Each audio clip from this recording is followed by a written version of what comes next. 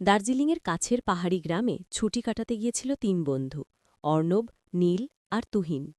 তারা ছোটবেলা থেকেই অভিযানে মেতে থাকতে ভালোবাসত।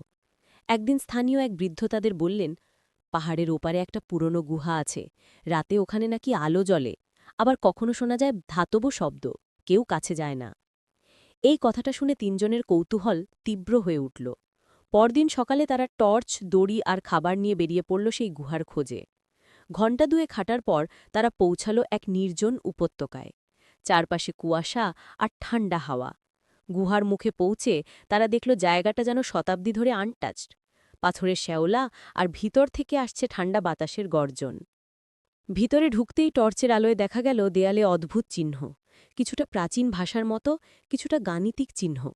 নীল, যে ইতিহাস ভালোবাসত, বলল, এই চিহ্নগুলো তিব্বতীয় প্রাচীন মঠের মতো দেখতে। হঠাৎ তাদের টর্চের আলো একটা ধাতব বাক্সে পড়ল।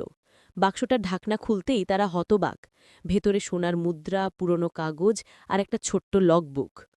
লগবুকটা ছিল এক ব্রিটিশ অভিযাত্রীর।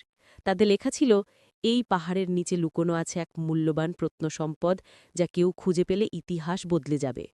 তুহিন উত্তেজিত হয়ে বলল, আমরা তো হয়তো সেই গুপ্তধন পেয়ে গেছি। ঠিক